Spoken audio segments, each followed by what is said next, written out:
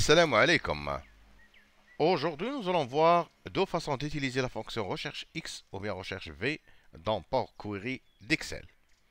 J'ai ici une table qui s'appelle BDD qui possède les ID clients, les dates et les montants. Et ici, j'ai une table client qui possède les ID clients et les noms des clients. Et je cherche à ramener les noms des clients à cette table.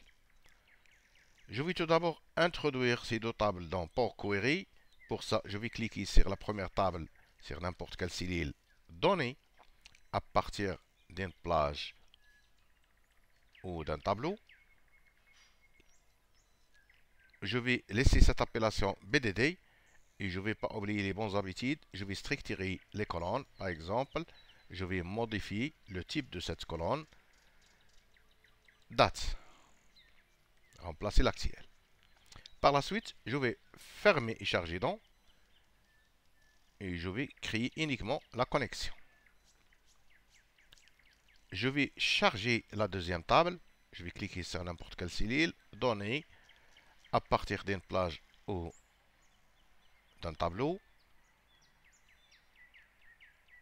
Si je veux ramener les noms des clients à cette table, je n'ai qu'à cliquer pour la première méthode, c'est accueil, combiner.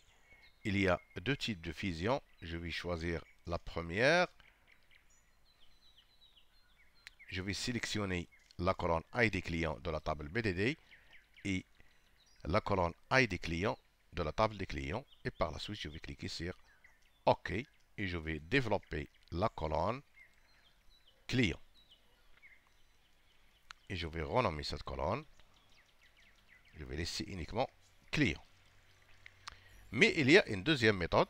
Je vais dupliquer cette requête. Je vais supprimer les étapes jusqu'à type modifié. Je vais créer une colonne d'index qui se base sur la table des clients. Colonne personnalisée. Je vais appeler cette colonne client index. Je vais appeler la fonction list position. Il faut continuer à écrire, ne mettez pas le point. Je vais ouvrir la parenthèse. Je vais appeler la table client et la colonne ID client de la table client, virgule, et ID client, la colonne ID client de la table BDD. Je vais fermer la parenthèse et par la suite, je vais cliquer sur OK. Par la suite, je vais ajouter une autre colonne personnalisée, et je vais appeler cette colonne client.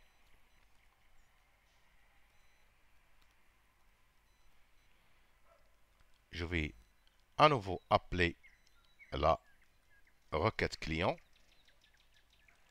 mais maintenant la colonne client.